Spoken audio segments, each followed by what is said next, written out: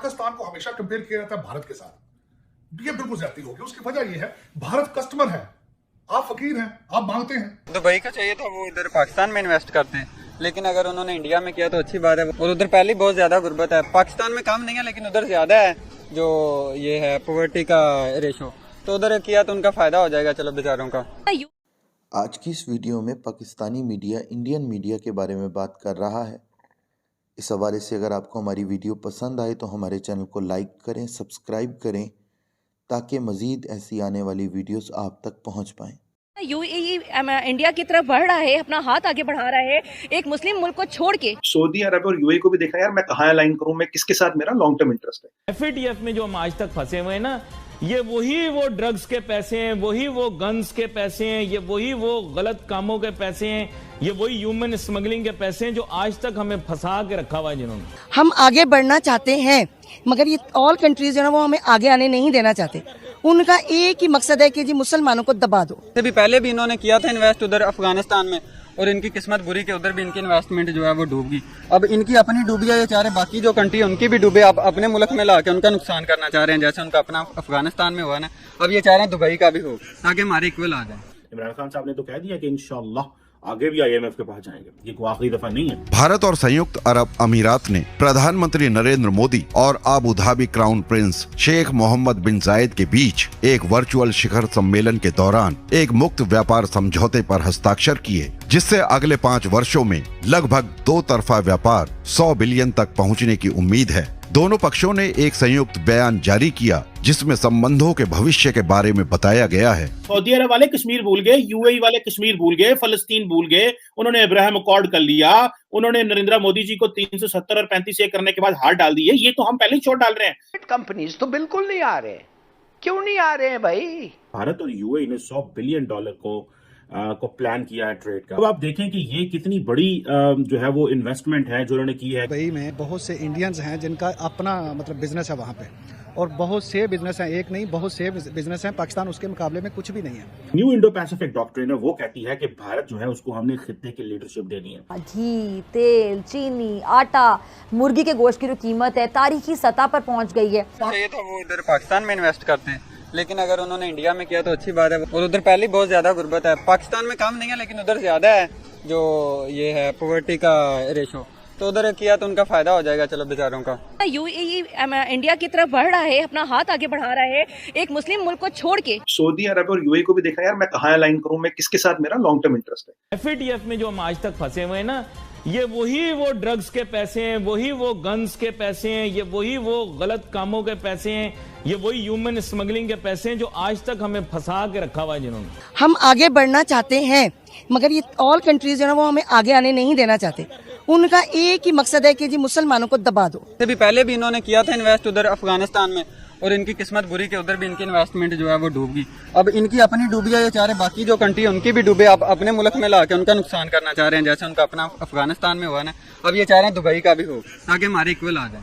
इमरान खान साहब ने तो कह दिया कि इंशाअल्लाह आगे भी आईएमएफ के पास जाएंगे, ये कोई आखिरी दफा नहीं है। भारत और संयुक्त अरब अमीरात ने प्रधानमंत्री नरेंद्र मोदी और Abu Dhabi crown prince Sheikh Mohammed bin Zayed के बीच एक वर्चुअल शिखर सम्मेलन के दौरान एक मुक्त व्यापार समझौते पर हस्ताक्षर किए, जिससे अगले 5 वर्षों में लगभग 2 तरफा व्यापार 100 बिलियन तक पहुंचने की उम्मीद है। दोनों पक्षों ने एक संयुक्त बयान जारी किया जिसमें संबंधों के भविष्य के बारे में बताया गया है। इसमें समुद्री सहयोग में वृद्धि और आतंकवाद से लड़ने के लिए संयुक्त कदम और व्यापार और निवेश को बढ़ावा देने के उपाय शामिल हैं। भारत और संयुक्त अरब अमीरात ने कारोबारी संबंधों को प्रगाढ़ बनाने के लिए हाल ही में समग्र आर्थिक गठजोड़ समझौते पर हस्ताक्षर किए तथा संपूर्ण आपसी सहयोग एवं संबंधों को बढ़ाने के लिए भविष्य का खाका पेश किया। खाड़ी के देशों के साथ भारत की बढ़ती हुई दोस्ती और व्यापार समझौते पाकिस्तान को बिल्कुल रास नहीं आ रहे हैं। खुद को मुस्लिम उम्मा का चौधरी समझने वाला पाकिस्तान आज अकेला खड़ा है। आज के इस वीडियो में देखते हैं कि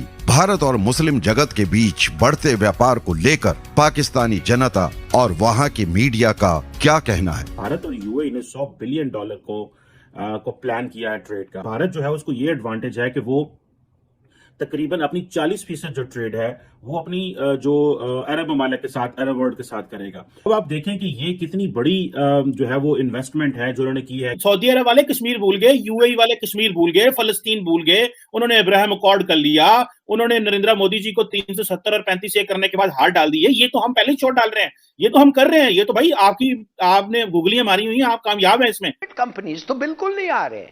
क्यों नहीं आ रहे हैं भाई? इसलिए प्राइम मिनिस्टर साहब के आपके रेगुलेशंस और आपके टैक्स रेट्स और आपके पावर चार्जेस ऐसे हैं कि कोई आएगा ही नहीं। कि जब 370 कश्मीर का मसला था, जब पाकिस्तान एंगेज था पूरे तरीके से कश्मीर में, उस वक्त आपकी मिडिल ईस्ट स्टेटें जो थी वो बुला के मोदी साहब को अपने हाईएस्ट अवार्ड देती रही। फिर उसके बाद दुबई ने जाके कश्मीर के अंदर हैवी इन्वेस्टमेंट के जो प्रोजेक्ट हैं वो शुरू कर दिए। तो इस वक्त पाकिस्तान उस चीज में अकेला तनहा होता जा रहा है।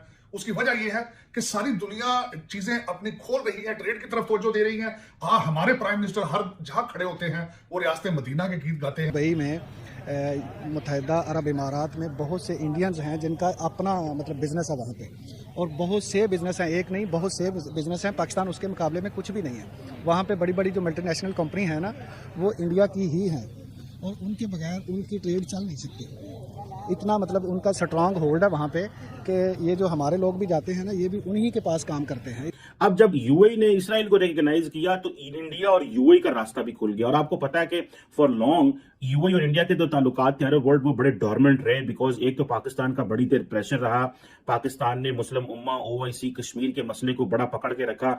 अब वो सारी चीजें जो हैं वो पीछे हट गई हैं। अब वो कहते हैं कि फाइन नहीं, हमने ये नहीं करना। न्यू इंडो पैसिफिक डॉक्ट्रिन है वो कहती है कि भारत जो है उसको हमने खित्ते की लीडरशिप देनी है।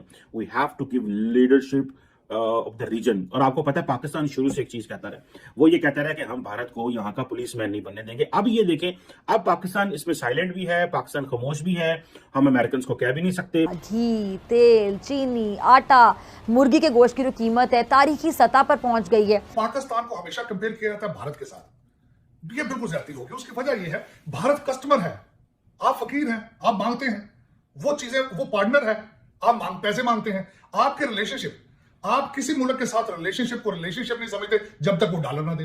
दुबई का चाहिए तो वो उधर पाकिस्तान में इन्वेस्ट करते हैं, लेकिन अगर उन्होंने इंडिया में किया तो अच्छी बात है, वो भी हमारे हमसाए हैं। और उधर पहले बहुत ज्यादा गुर्बत है, पाकिस्तान में कम नहीं है लेकिन उधर ज्यादा है जो ये है पॉवर्टी का रेशो, तो उधर किया तो उनका फायदा हो जाएगा। चलो बेचारों का। तो नहीं, आपने कौन से प्रोजेक्ट्स बनाए हैं कि आपने गूगल खोल के भी नहीं देखा? इंडिया का जो पॉवर्टी रेशो है वो 6% और पाकिस्तान का 39% है। लेकिन वो उनका ज्यादा है ना, वो शो कम करवाते हैं, पाकिस्तान वाले शो ज्यादा करवा रहे हैं। वो अपने आप को गरीब दिखाते हैं कि ताकि इधर भी कोई इन्वेस्ट करे। मैं इस्लामाबाद में एक अच्छी एक मॉल में गया तो वहाँ बड़ी अच्छी ज्वेलरी थी, तो मैंने कहा आप कहाँ से मंगवाते हैं? मैंने हालांकि 6-8 माह पहले की बात है।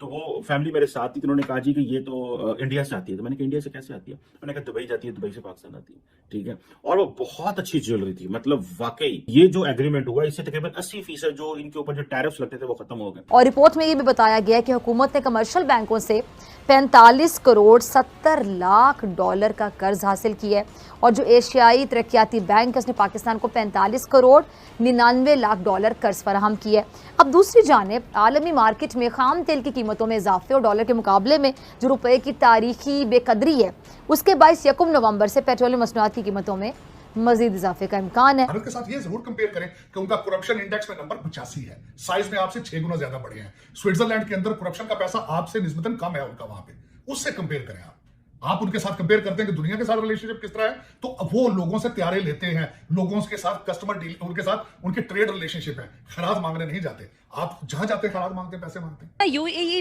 इंडिया की तरफ बढ़ रहा है, अपना हाथ आगे बढ़ा रहा है, एक मुस्लिम मुल्क को छोड़ के वो एक दूसरी कंट्री की तरफ ज्यादा अप्रोच दे रहा है उनको हर चीज में, और वो उनको फायदे भी बहुत ज्यादा दे रहा है। तो अब हमारे पाकिस्तान के लोगों को भी चाहिए, गवर्नमेंट को चाहिए कि वो ऐसे अप्रोचेस बनाए ताकि दूसरे ममालिक के लोग हमारी तरफ भी आए। इसलिए आपको पता है कि यूएई ने जब हमारे वीजे बंद कर दिए, वो भी मैंने लॉजिक कितनी दफा आपको बताई है, that was an Abraham accord logic. इसको समझना बहुत जरूरी है दोस्तों। अगर हमने फ्यूचर में हमने अपने मिडल ईस्टर्न पार्टनर्स को ना समझा, अब वो पुरानी लीडरशिप नहीं है, ये 70s 80s की लीडरशिप नहीं है, 90s की लीडरशिप नहीं है जो कि पाकिस्तानियों को हर चीज देगी। इंडिया जो है वो कनाडा के साथ फ्री ट्रेड एग्रीमेंट साइन कर रहा है, इसराइल के साथ फ्री ट्रेड एग्रीमेंट चल रहा है, इंडिया यूरेशियन इकोनॉमिक यूनियन जो है वो बन रही है। इन यूरोपियन यूनियन के साथ हम यूरोपियन यूनियन से जाके जो है वो GSP+ स्टेटस लेते हैं, वो और तरीके से बात कर रहे हैं। FATF में जो हम आज तक फंसे हुए हैं ना, ये वही वो ड्रग्स के पैसे हैं, वही वो गन्स के पैसे हैं, ये वही वो गलत कामों के पैसे हैं, ये वही ह्यूमन स्मगलिंग के पैसे हैं जो आज तक हमें फंसा के रखा हुआ है जिन्होंने। हम आगे बढ़ना चाहते हैं, मगर ये ऑल कंट्रीज है ना, वो हमें आगे आने नहीं देना चाहते।